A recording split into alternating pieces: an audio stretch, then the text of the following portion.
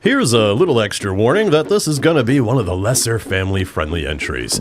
Journal, it's no secret that Earth caches aren't my thing, but if I want to get to 10,000 caches, then I must bite the Earth-flavored bullet and get down with the ground. That's a stupid line. Besides, the whole geocaching as a journey thing is about expanding my horizon and expanding my parameters and maybe expanding the mind of sucker MC amateurs.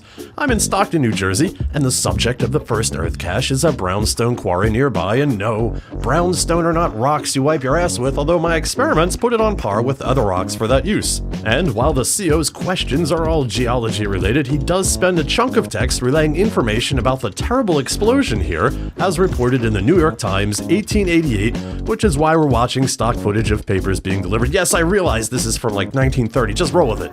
The foreman went into the powder magazine at 7:25 o'clock and told assistant foreman Peter Hoffman that he was going to get a can of fine powder, and 2 minutes later there was a great cloud of white smoke, a belch of fire 50 feet high, and a noise like 100 thunderstorms. The powder magazine, which was 12 feet square and 10 feet high, was shattered into toothpicks. Foreman's body was blown into 1,000 pieces. Yeesh. In fact, the sensational headline for this brownstone quarry accident was, "One man blown to atoms," which in another timeline sounds like a really good date, but what I learned is there's a technical term for getting blown up: total body disruption. Now we're all probably thinking the same thing. Wow, that's a good band or YouTube channel name. And indeed, others have the same thoughts as me, illustrating that I'm no different than you, despite what those government doctors told my parents. Oh, also, brownstone has a uniform grain structure, allowing for exceptional workability.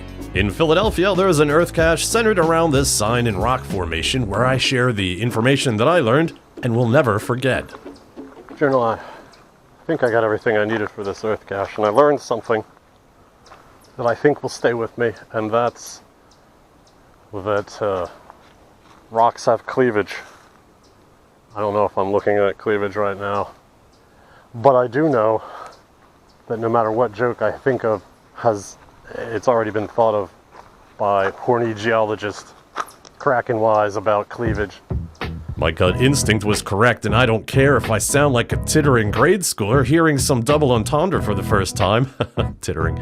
Geologists are not exempt from being stone-cold perverts. "You can test my hardness if I can check your cleavage" was the first hit when I got home, and I could relay some of the geology puns I read, but why not just jump to the fact, and may the gods have mercy on their souls, for I'm not making this up, that there is a mineral called cummingtonite. I assumed it had to be pronounced something like Cummingtoniety or, well, anything other than Cummingtonite, but... Cummingtonite.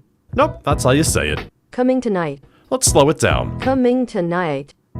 Is it my imagination, my desperate imagination, or does she sound like she's putting a little wink-wink in her voice when I play it at that speed? Cummingtonite. Yeah, sorry, just one more time. Cummingtonite. There we go. Probably just lost all the subscribers I got from the GIF 2025 exposure, but come on, it's not me, it's the geologist. I didn't name it. I know it's named after a town, but what's wrong with you people? You gonna find a new bit of shiny pebble and name it Bukkake Rocky? I definitely lost some subscribers there. Oh, I also learned that schist is a metamorphic rock, which is a rock that got so hot with embarrassment from hearing me say all these words that it turned into another rock. Moving on. This last Earth cache that I drug myself to is this interesting piece of art made out of basalt, which leads me to the first thing I learned. I've been pronouncing it wrong. Cummingtonite. Oops, sorry. Still had that queued up there for the research. Basalt. That's embarrassing, and now I realize why everyone at the Basalt Appreciation Club was laughing when I read my poem about it, those bastards. The artist calls this piece Tonka, a Native American word for big or great, emphasizing size and significance, which makes it way too easy to make a dick joke here. Art is in the eye of the beholder, and when I look at Tonka here, I'm reminded of the Big Dong Standing Man from the Camel cigarette box. You gotta remember the Big Dong Naked Standing Man. No? I'll let you go down that rabbit hole on your own. Look, clearly, I'm not savvy to the nuance of the art scene because from what I learned, these columns are naturally formed. Earth knowledge. catch. It's not like he chiseled them out or anything. Sure, the 3 of those collectively weigh around 25,000 pounds, so you wouldn't want to get your fingers pinched transporting this, but a couple of cranes and some stones and boom, you're an artist? I don't know about that. It would have been cooler if he got these from the moon. That's right, I learned that there is basalt on the moon. It's a bit different, forming as it is with much less gravity, but the fascinating thing about that is that it proves that the moon is just as boring as I thought it was before doing this Earth cache.